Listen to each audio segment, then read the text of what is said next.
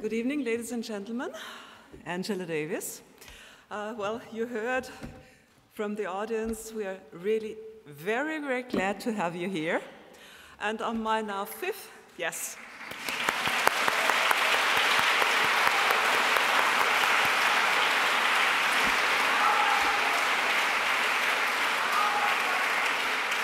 And, well, as Vice Rector of the University for Infrastructure, I welcome you here to this, and I welcome everyone here to this talk tonight.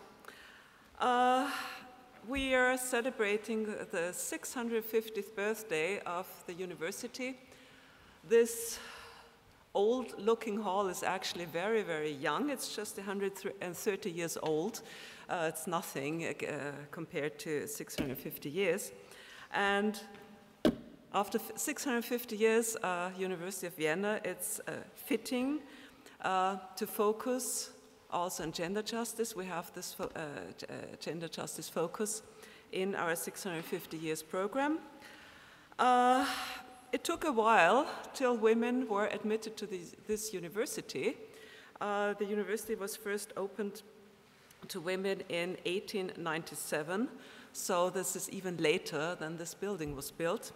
And only since 1945, women can study any field here at the University of Vienna.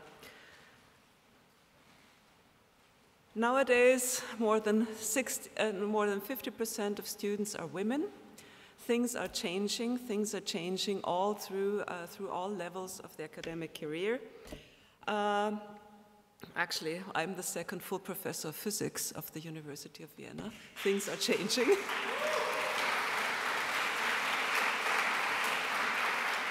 And so I'm very glad to welcome a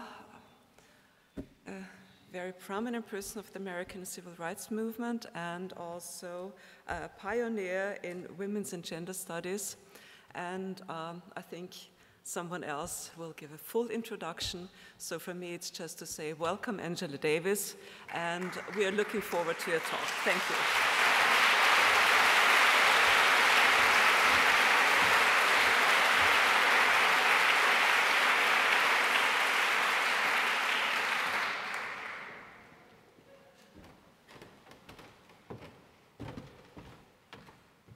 Ja, ich wünsche Ihnen einen schönen Abend. Ich freue mich, hier zu sein. Ich bin nicht Gabriela Hauch, ich vertrete sie. Gabriela Hauch ist leider ganz kurzfristig krank geworden, ganz plötzlich krank geworden. Sie hat bis heute Vormittag gedacht, sie könnte hier sein.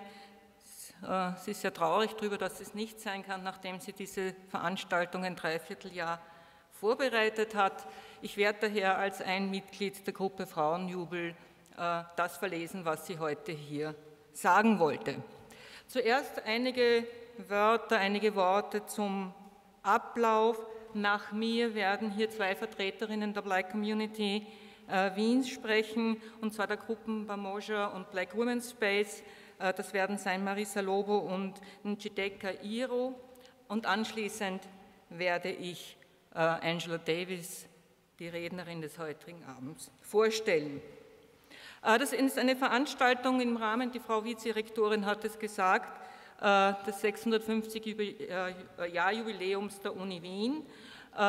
In diesem Zusammenhang gibt es eine Schiene, einen Schwerpunkt Geschlechtergerechtigkeit, und zwar fokussiert dieser Schwerpunkt das Thema auf 3 Ebenen.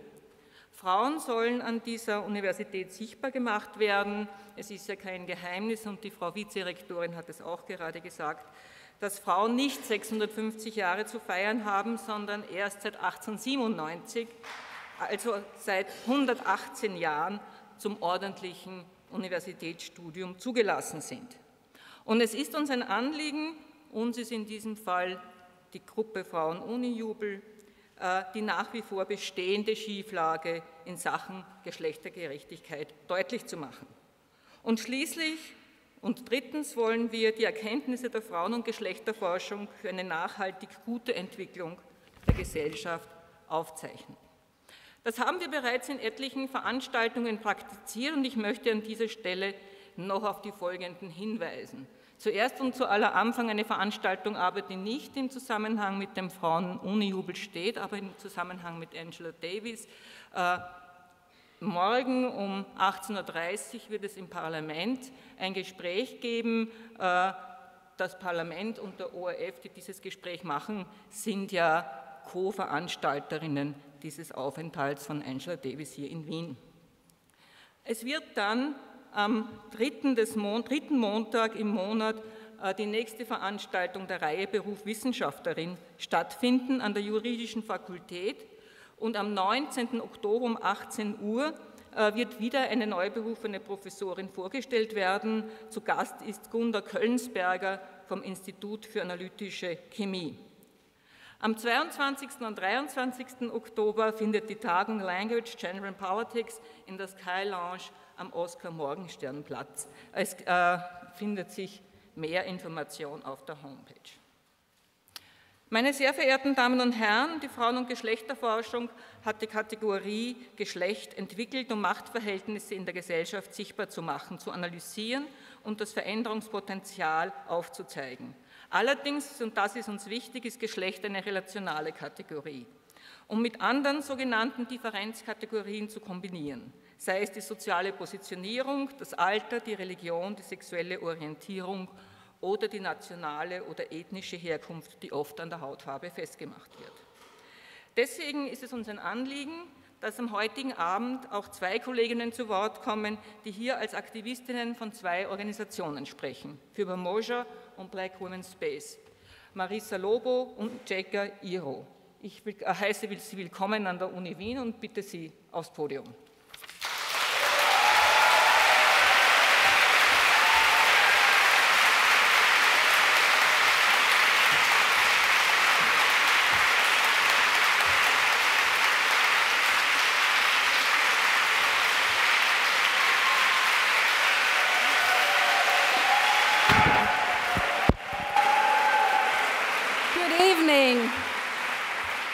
Good evening, and thank you. How do you welcome Dr. Angela Davis?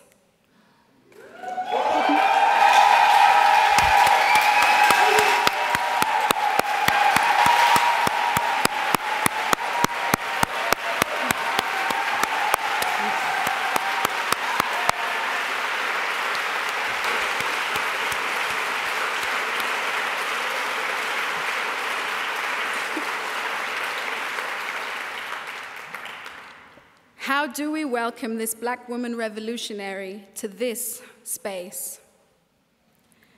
The work of Dr. Angela Davis has accompanied and empowered us, Marisa Lobo, and me, personally over the past years in our activism and on our paths in academia. Academic spaces in which bibliographies and literature lists for seminars did not always self-evidently include works such as women, race, and class, and in which Black intellectuals, especially women, and Black scholars and scholars of color from the German-speaking world often did not have a place. Yes, this is our personal experience and journey, and our personal is political. Inspiration. The first Black woman activist I got to know. A beautiful soul, non-apologetic for her beliefs and values.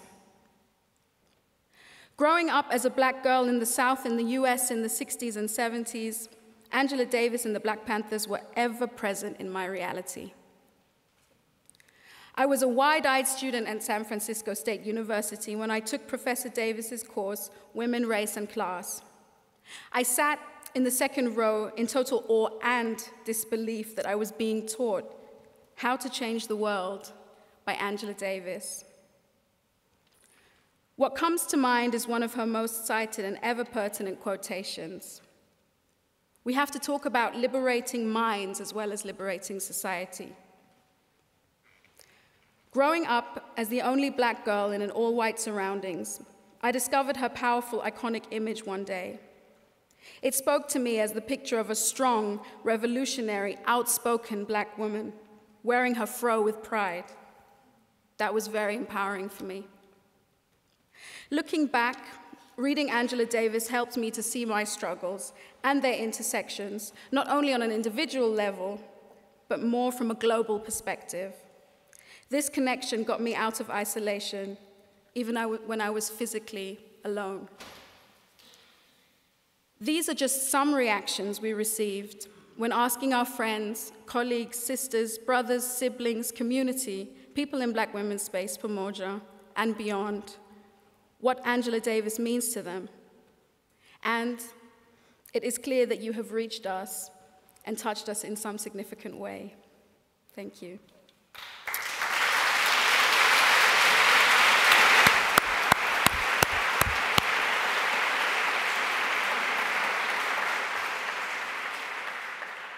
Marissa Lobo and I stand here today as part of Pamoja and Black Women's Space, but not as representatives of the Black community in Vienna. We are here today as a reminder of the Black community in Austria. We are here to remember and to remind of the people who are systematically excluded from the same institutions that praise Professor Davis. In 2015, after 650 years of existence, the University of Vienna appoints its very first Black professor. We remind of those who are systematically excluded from academia, job opportunities, health benefits, those whose humanity is questioned, those who are harassed and killed by police, criminalized, incarcerated, those who fight for the right to have rights.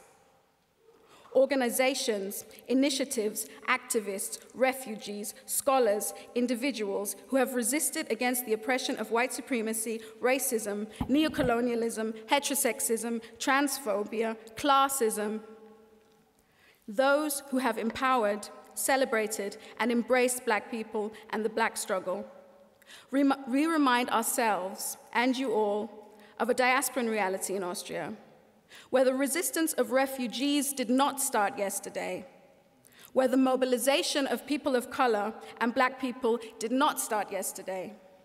A space in the diaspora in which racism and oppression are not merely represented by the far right.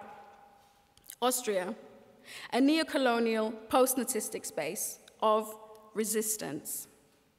A place where remembering is a powerful action because it means uncovering and unveiling what has been systematically hidden. In community, we stand. In a long history of Black resistance in the German-speaking world, from Josephine Soliman in the 18th century Vienna, to the book Farbe bekennen, to Maya Yim and Audre Lorde. Thanks.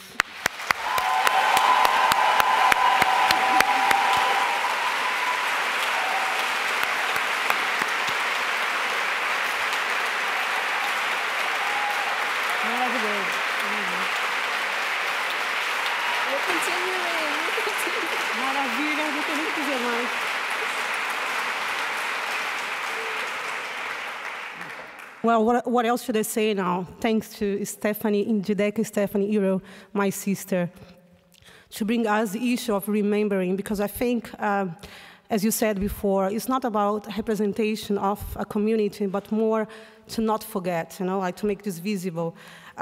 Yes, maybe I should come back to the question, how would like to welcome Professor Angela Davis? How we would welcome you, this Black revolutionary woman. For me, it's like the question that you connect us to be Black revolutionary women too. And this, I think, is the most important thing, this connection, because we are you are us, we are part of you, and you are part of us, and we are here because of you today.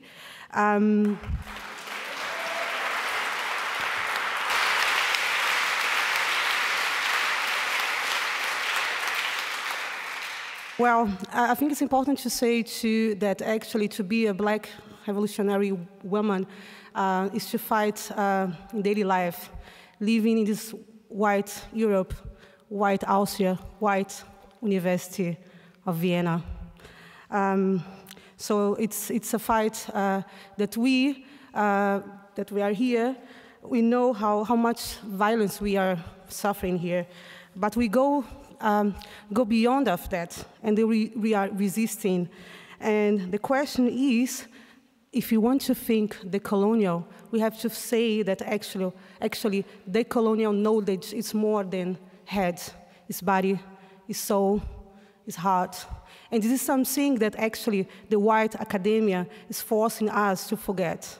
You know, every day, you know, like the way how we are learning here, it's like with this Western epistemic way of learning is to forget that we don't connect with these 4 elements. And this is something that we have to approach to have our decolonial process.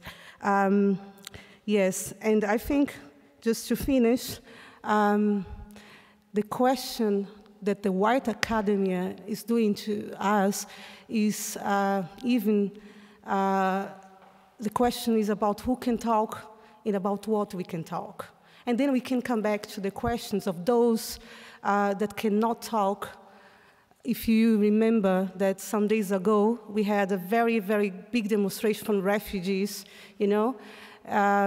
People were welcoming refugees on the street here, and talking about love was like a kind of love parade. But it's not about love. It's about lives that matters. But beyond of that, it's about the way how Europe is like systematically bringing the elimination of black people, of refugees at all. So actually, we go beyond of this white charity. Let's welcome black refugees, black sex workers, black transgender sex workers. Let's welcome black refugees. Let's welcome black sex workers. Let's welcome. Go beyond of the white charity. Yes, as Njideka said before, we got many messages, you know, from the diaspora.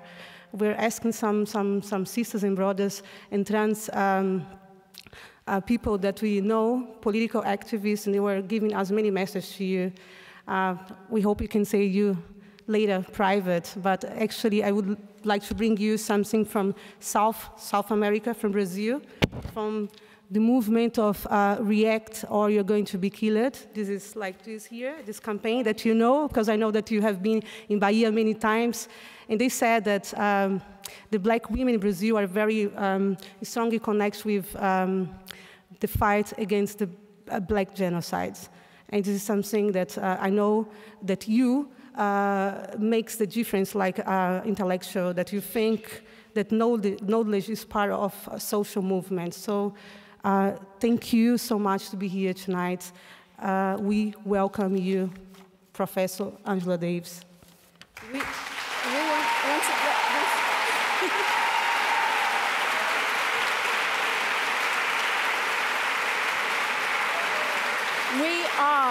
We are not finished.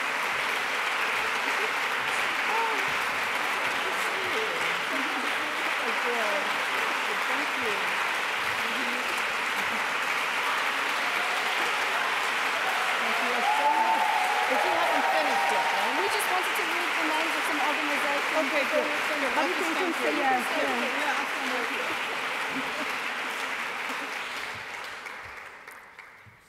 We are ADEFRA, African Students Organization, FOJA, Pan-Africanist Refugees, Black Women's Space and the Black Hair Stories Project, GLEFAS, ESD, REAJA, NANCA, OTIM, PANAFA, PAMOJA, and the Research Group for Black Austrian History and Presence, Sans Papier, Schwarze Frauen Community, and many, many more.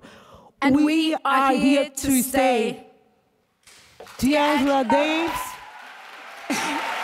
Welcome. And Ashe. Ashe. Ashe.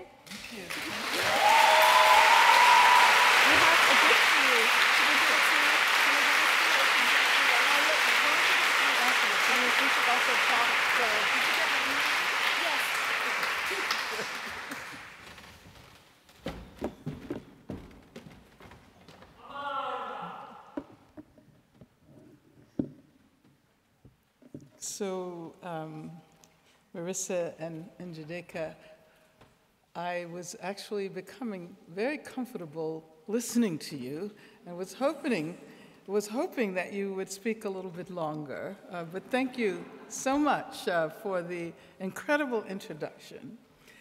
Let me say that it is a great honor to have been invited to speak here at the University of Vienna, which I understand is the oldest university in the German-speaking world. And the university is now celebrating its 650th anniversary, as we've been told. So I would really like to thank Professor Gabriela Hauch for having invited me to participate in these commemorations, and I'm very sorry that she has fallen ill and is unable to be present this evening. I'd like to thank the Vice Rector Hirzenberger, and Professor Maria Messner. And let me say that I come from a country that, borrowing the words of Frederick Jameson, has little by little begun to lose its capacity to retain its own past, and has begun to live in a perpetual present. And so it is somewhat sobering to be a part of the celebration of a 6.5 century tradition. And we'll talk a little bit later about the masculinist contours of this tradition. I had the opportunity to visit all of the sculptures in the garden, in the courtyard this afternoon. But I'd like to thank everyone who played a role in asking me to participate in this celebration by addressing issues and fields that require engagement with the old, the new, and their unending interactions. I would like to stage my discussion of life between politics and academia. I think that is the title that was publicized. I'd like to begin by sharing a passage from Herbert Marcuse's germinal essay, which was published in 1937, I believe. It's called Philosophy and Critical Theory.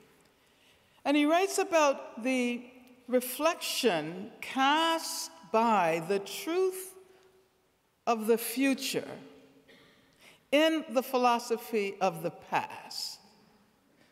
And that reflection, he says, provides indications of factors that point beyond today's anachronistic conditions. Thus, critical theory is still linked to these truths. So I offer Marcuse's observation regarding the relationship between the present and the past, between past philosophical insights and collective aspirations for the future, because I want to trouble what might be a far too straightforward divergence of academia and politics. I've been asked to speak about life between politics and academia, but I'm not entirely sure whether I would position myself in such an in-between space. Rather, I would think perhaps using a Venn diagram of a rather voluminous area where politics and academia intersect, where they are mutually productive of one another, and where political engagement and academic engagement require each other in order to accomplish their expected work. As a child, as you've already heard, who grew up in the most segregated city of the South, I learned very quickly that liberation was inconceivable without education. As anti-slavery abolitionist Frederick Douglass asserted, knowledge unfits a child to be a slave. Knowledge unfits a child to be a slave. And if you've read his autobiography, you know that Douglass's master forbid his wife from teaching Douglass how to read. So Frederick continued to educate himself by becoming what you might call a knowledge thief. Now, when I think back on my own childhood, I remember that the most important figures in our community were the teachers. And I remember thinking that in our studies, we were often engaged in subversive activities. They helped us to counteract and resist the racism that always threatened to destroy our lives, our self-confidence, and our imagined futures. My mother was a teacher. That she became a master teacher completely contravened notions of what a poor Black foster child in rural Alabama could ever possibly become. She ran away from home in order to attend high school. Like Frederick Douglass, she became a knowledge thief. Later, she taught all of her children to read before we were 3 years old. And she always emphasized the imagination as a faculty that allowed us to question and to escape a world always defined by segregation, racial hierarchies, and pervasive repression. In my later studies of philosophy, I learned to embrace the power of negation. But I think that learning how, as a child, to simultaneously inhabit and transcend the world of American apartheid, that it forged in me an immediate sense of kinship with Marxism and critical theory. It is also why I think I never experienced my life in the academy as contradicting my life as an activist. And so I repeat, the reflection cast by the truth of the future in the philosophy of the past provides indications of factors that point beyond today's anachronistic conditions. Thus, critical theory is still linked to these truths. When I first began my studies of philosophy, my primary interest was in the ways various philosophers had conceptualized the notion of freedom.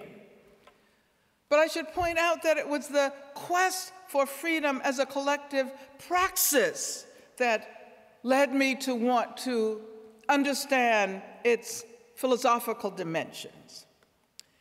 I was especially attracted to the ideas of Immanuel Kant, and to the progression from Kant to Hegel to Marx, and of course to the ideas of critical theorists like Herbert Marcuse, Theodor Adorno, Max Horkheimer. My undergraduate and graduate studies coincided with the rise of the mid-20th century Black liberation movement, from civil rights to Black power to the call for freedom within a broader framework, that is to say, economic freedom, intellectual freedom, as well as the notion emanating from the rights granted and protected by the state, that is to say, a much broader framework of freedom. So when I later read Orlando Patterson's Slavery and Social Death, which was published in 1985, I was struck by his argument that the Western concept of freedom as we know it cannot be disentangled from the quest of slaves to throw off the bonds of slavery.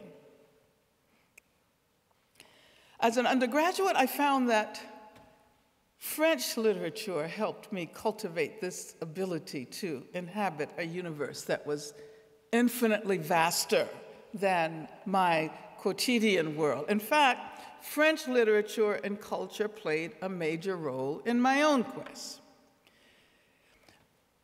During my younger years, I might say, I assumed that movement through space could help me discover the meaning of freedom, and to a certain extent it did. And so to recapitulate the geographical moves defining the arc of my life, I left the city of my birth, Birmingham, Alabama, and the southern United States because I assume, like so many of my enslaved ancestors, that the North was indeed the promised land. However, as a high school student in New York, I discovered forms of racism that I could not yet name, but grasped instinctively that they were there. And so I decided that I could perhaps discover a more palpable freedom in Europe. After all, France was the land of liberté, égalité, fraternité.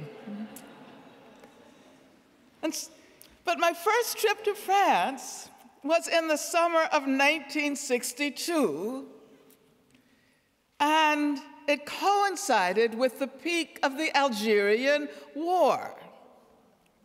In the tiny chambre de bonne where I lived, my neighbors, women from the French Antilles, warned me to be very careful. For like them, they told me, I might easily be mistaken for an Algerian. That summer, I participated in demonstrations against the French government and discovered solidarity with the Algerian Revolution. Thus, my quest for a world without racism, my quest for freedom had led me not to a land of existing liberté, égalité, fraternité, but rather to another quest, another imagined trajectory to revolutionary solidarity. This period was also my introduction to engaged philosophers such as Sartre and Camus and Foucault and Fanon. Later, Jean-Paul Sartre would speak out on my behalf when I was in prison facing charges, 3 capital charges, facing the death penalty. Jean Genet also spoke out on my behalf, as well as my own mentor, Herbert Marcuse, and figures you might recognize like Georg Lukács and a younger Professor Oskar Negt, and so many others. While it seemed inevitable that I would search for intellectual strategies that would help me cultivate an anti-racist praxis, it was not so easy to incorporate gender within that framework. In connection with my first teaching position at UCLA in 1969, from which I was promptly fired by Ronald Reagan, I have to admit. Although I did manage to teach the entire year, after which I ended up going to prison, so. But in connection with my teaching position at UCLA, I wanted to explicitly link the quest for Black liberation with philosophical research. I was teaching in the Department of Philosophy.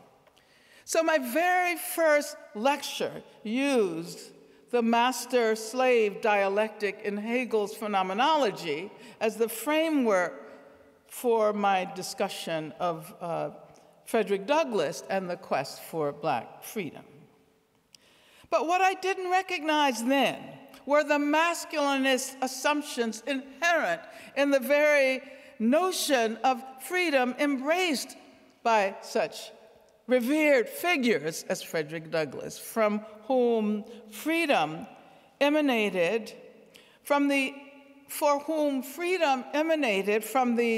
ability to engage the white man in battle, and thus in the capacity to assert himself as a man. I don't think I became conscious of this ideological subterfuge until I myself was arrested after having been placed on the FBI's 10 most wanted criminal list.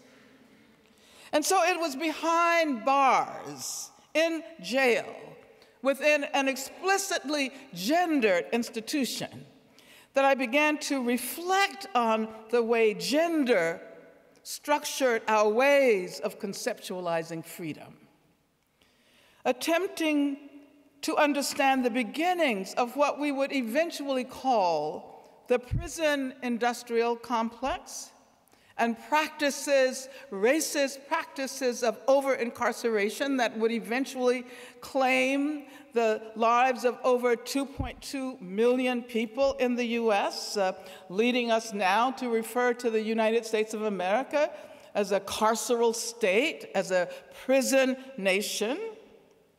But I began then to think about the relationship between gender and slavery, which later translated into a concern about gender and over-incarceration.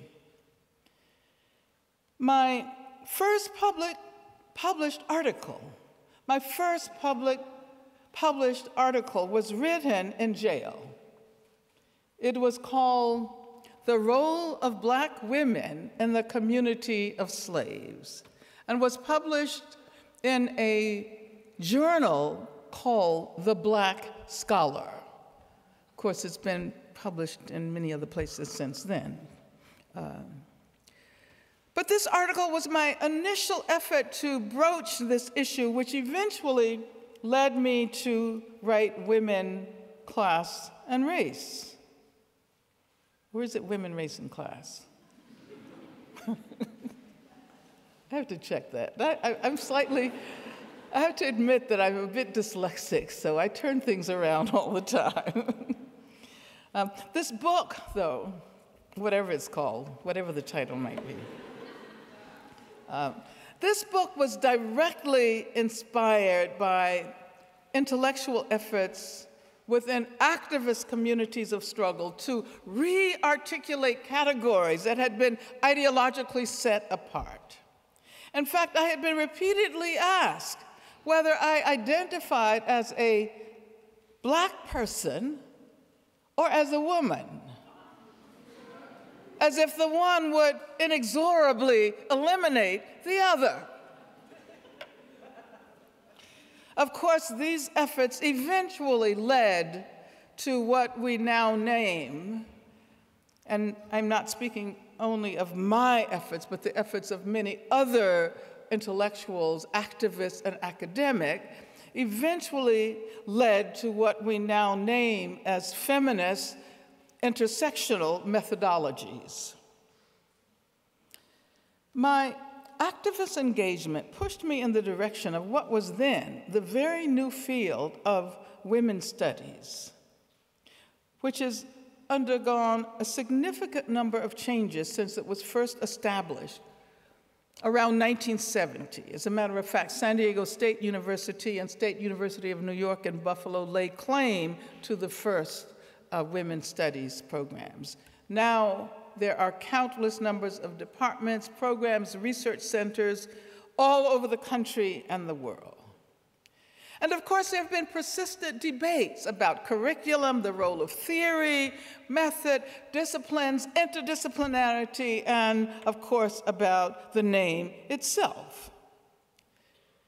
Over the last period, the most frequent name changes have either added the term gender, as in women's and gender studies, or gender and sexuality studies, or gender studies by itself. And I understand that here at the University of Vienna, you have women's and gender studies, am I right? Some departments, including my own department, when I was the chairperson of that department, decided to become feminist studies. So I'd like to dwell here for a few minutes, keeping in mind that we're talking about a very new field, one that against the backdrop of the 650th anniversary of the University of Vienna is still in its infancy. And of course, as I was pointing out before, this is further accentuated by the all-male collection of some 150 sculptures of prominent figures in the history of the university. And I understand that this tradition is happily this tradition is about to be broken. Am I right? Okay. Around the turn of the 21st century, we witnessed a range of reflections on the viability of the field of women's studies. Political theorist Wendy Brown published an extended article in a prestigious feminist studies journal, and the title of the article was "The Impossibility of Women's Studies." And she wrote about what she called, and I quote, "the process of watching women's studies falter in the 1990s. She came to the conclusion that, and I'm quoting, "the story of women's studies suggests that our current and future contests over meaning and knowledge and for freedom and equality should probably avoid consolidating victories in the form of new degree-granting programs in the university." Now, as you can imagine, this provoked much disagreement and many conversations and many debates.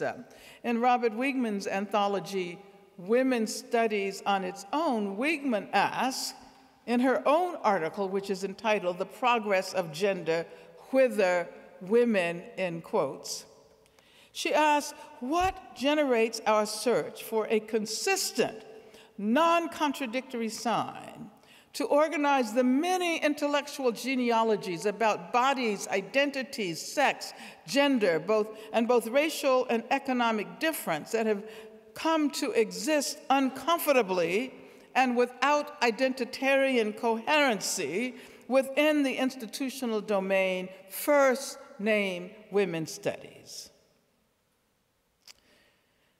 And so rather than capitulate to the very difficult questions about and around the field, especially those that are directed towards the clandestine racialization and class inflection of the very category women, Robert Wiegmann suggests that, and I'm quoting again, women's theoretical inadequacy is in fact an important critical achievement.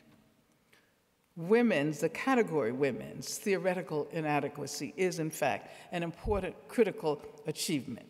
Rather than rushing to do away with it in a replacement fantasy of categorical completeness, we might consider the intellectual uses to which its inadequacy can be put. This is precisely what Black feminisms and feminisms of color had begun to do in order to redefine the very groundwork of women's studies.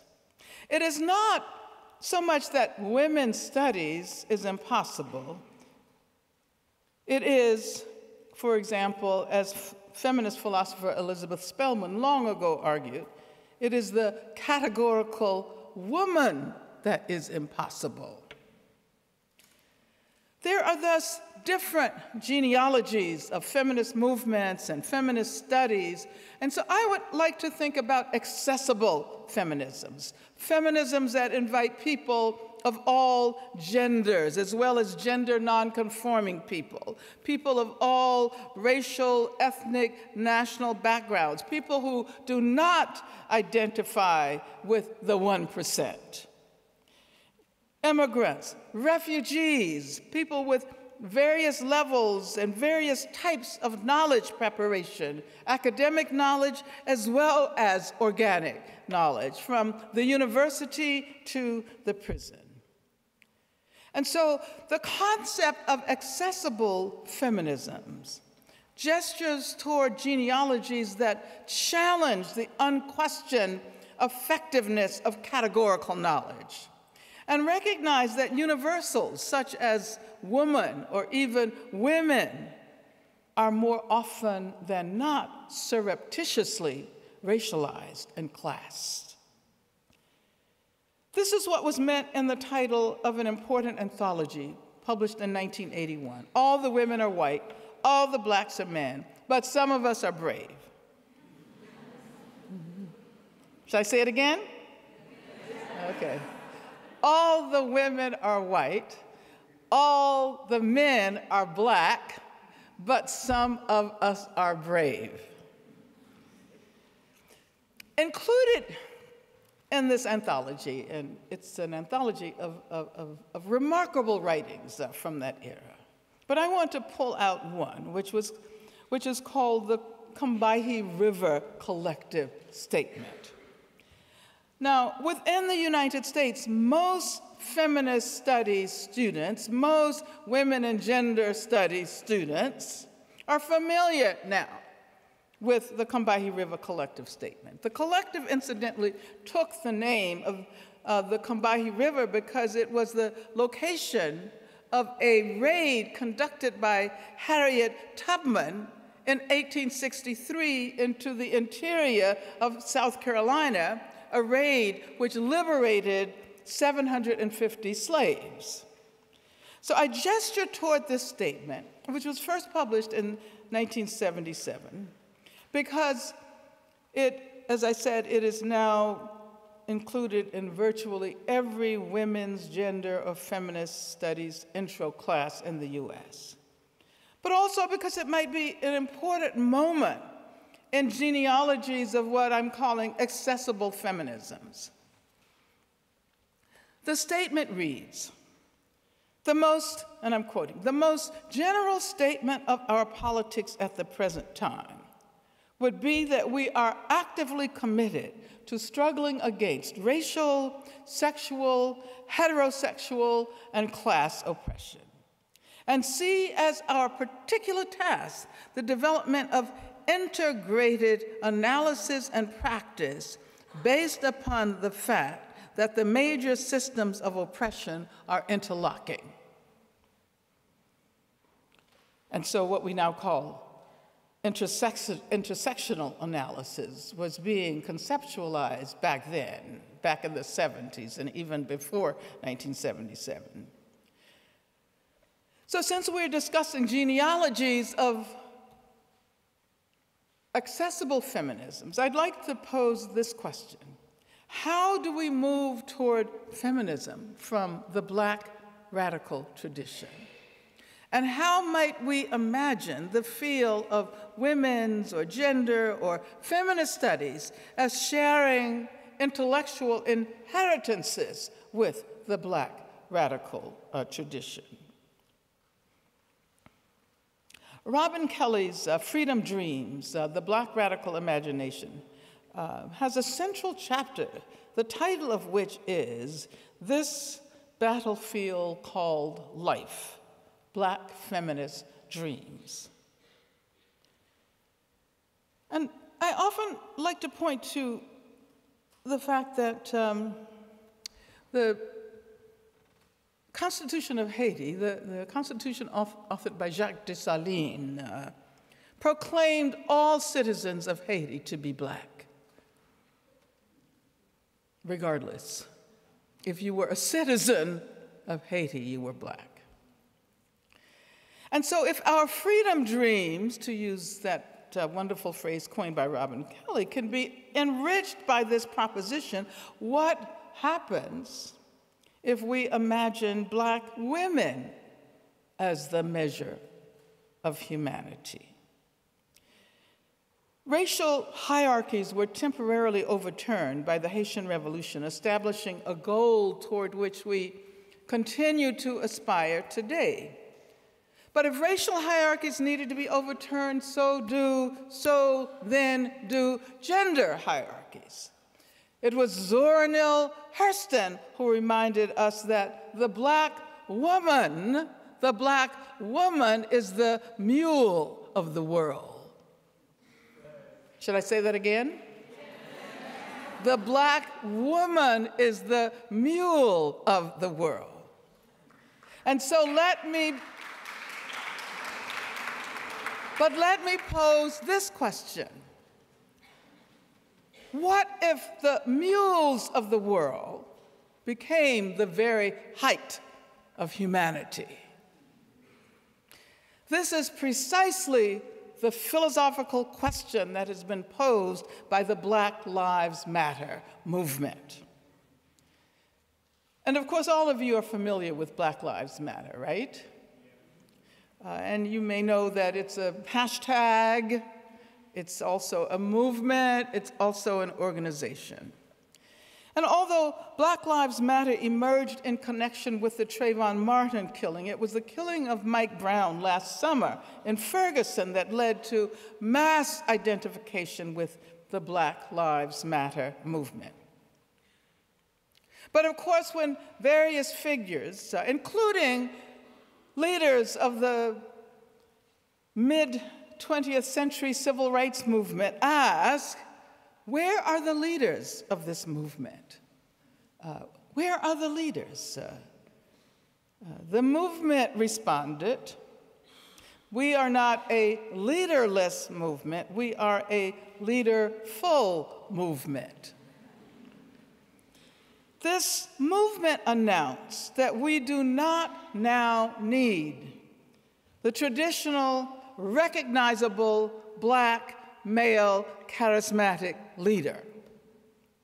While we definitely love and revere Martin and Malcolm and deeply appreciate their historical conditions, we need not replicate the past.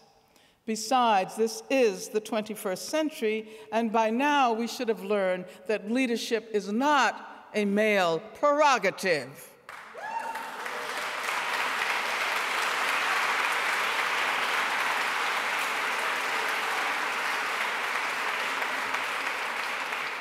Women have always done the work of organizing progressive radical movements. Women have done the work of organizing Black radical movements, and so women should also be in the leadership. And of course, within the Black movement, we have been engaged in these struggles around gender from the beginning of the 20th century, and especially during the 1960s and 70s. And so finally, we see a movement that values collective leadership, a movement that values radical Black women, that values radical Black queer women, that values trans women and gender non-conforming people. When Black women stand up, as they did during the Montgomery bus boycott, as they did during the Black liberation era, earth-shaking changes happen. And so new organizations such as Black Lives Matter, Dream Defenders, Black Youth Project 100, Justice League New York City, and We Charge Genocide are just a few of the new generation organizations that have developed new models of collective leadership and that acknowledge how important Black feminist insights are to the development of viable 21st century radical movements. These organizations understand the clandestine racialization and gendering of putatively universal categories.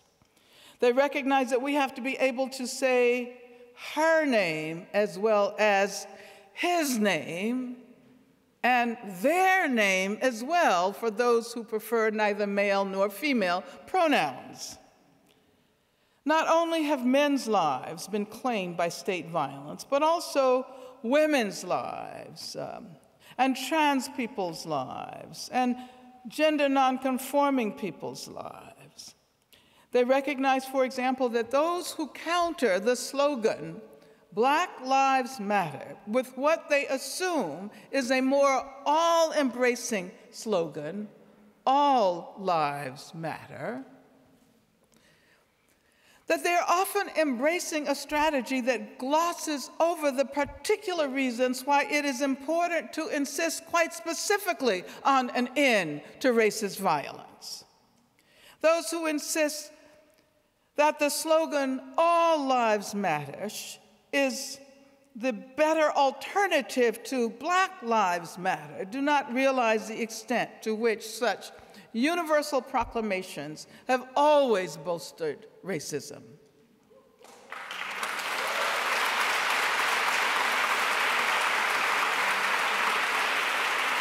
more often than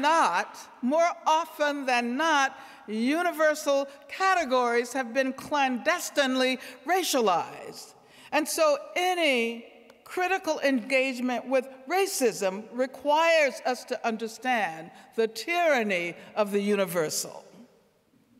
For most of our history, the very category human has not embraced Black people and people of color. Its abstractness has been raced white and gendered male.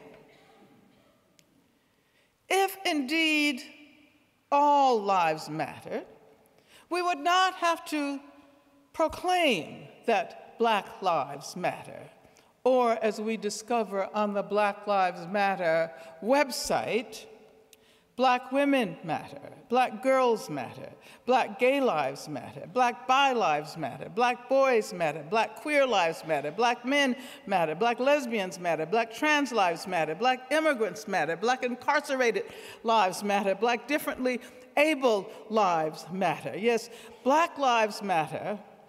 Latino, Asian, indigenous, Arab, Muslim, Jewish, refugee, and undocumented people's lives matter. Poor and working class white people's lives matter. And in order to ethically and comfortably claim that all lives matter, we would have to be capable of acknowledging these and all the other specific instances in which lives are violated by the repressive apparatuses of the state. I cannot accentuate strongly enough the importance of challenging the tyranny of the universal and of forging intellectual strategies and art practices and activist practices that can potentially overturn conceptual and material hierarchies that produce relations of subordination. Strategies and practices that can potentially contest what Gayatri Spivak calls the privatization of the imagination. If the US is currently engaging in racist violence, so too is Europe, especially with respect to violence against refugees. And as you well know, the refugee crisis has reached massive proportions. But as was pointed out, this is not the beginning of a trajectory of violence with respect to refugees. This is the mark of post-colonial Europe. From Africa, the roots, the historical roots of the slave trade are now being traveled in reverse, constituting the return of what has been repressed by circuits of global capital. From the Middle East, the roots toward Europe constitute a process set in motion by the so-called War on Terror, which is itself related to new northern militarisms and imperialisms.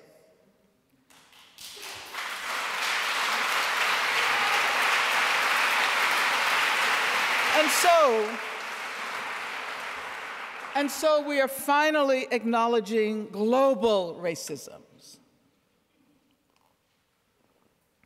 Young people in the United States have begun to incorporate into their activist agendas solidarity with anti-racist struggles in occupied Palestine. If the popularization of more complex analyses of racism, especially those that have been developed within the context of Black and women of color feminisms can assist us to understand how deeply embedded racist violence is in our country's economic and ideological structures.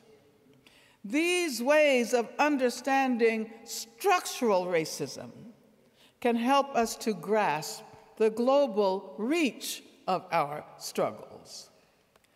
And so Palestinian Americans' involvement in the Ferguson protests, which many people are not aware of, was complemented by expressions of solidarity with Ferguson from Palestinian activists in the West Bank and Gaza.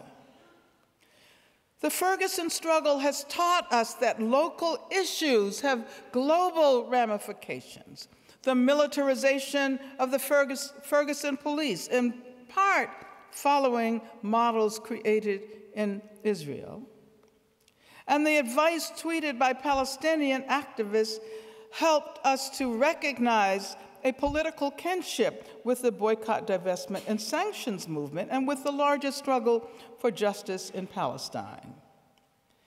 And moreover, we have come to recognize the central role Islamophobia has played in the emergence of new forms of racism in the aftermath of September 11, 2001. Deep understandings of racist violence, feminist understandings of racist violence arm us against deceptive solutions. When we are told that we simply need better police and better prisons, we counter by saying what we really need is to reimagine security. Reimagine security.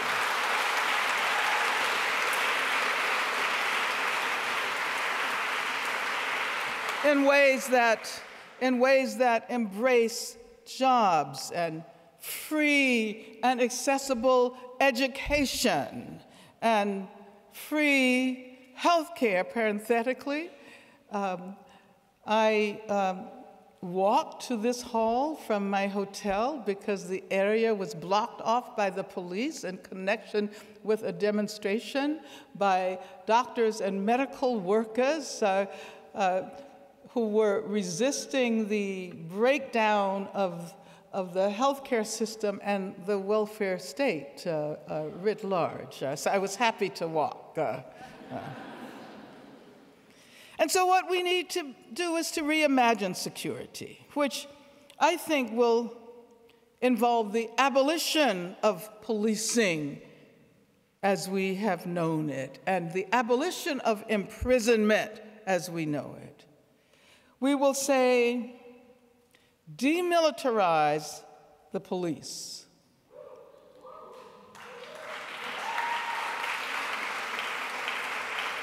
Disarm the police, abolish the institution of the police as we know it, and of course we say abolish imprisonment as the dominant mode of punishment, what we will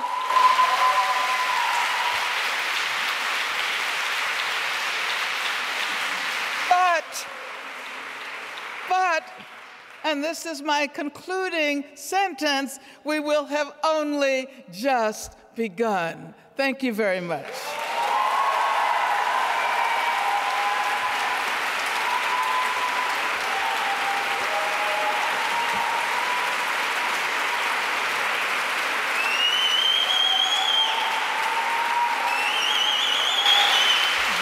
Thank you.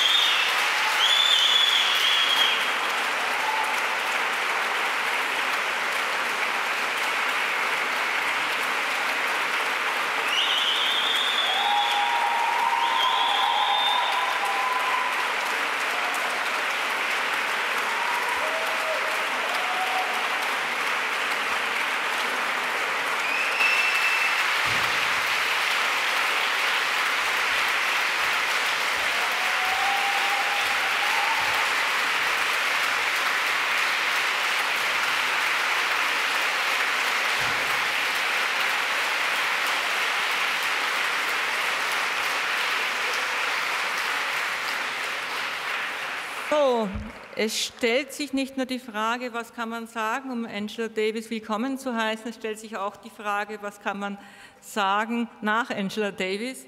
Ich möchte mich ganz herzlich bedanken für diesen inspirierenden Vortrag, in dem die beiden Dinge, die beiden Gefühle, die beiden Zugänge, Imagination, Imagination und Critical Thought so viel Platz hatten und auf so beeindruckende Weise verbunden waren. Vielen, vielen Dank.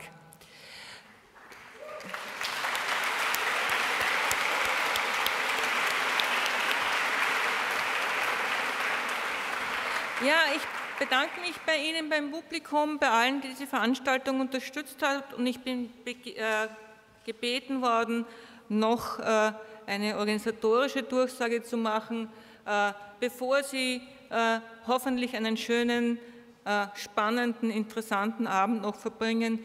Bitte verlassen Sie diesen Raum langsam. Es sind viel zu viele Menschen hier, als eigentlich aus Sicherheitsgründen sein sollten. Also es ist nicht gefährlich, aber gehen Sie einfach in Ruhe und langsam raus. So, einen schönen Abend, auf Wiedersehen.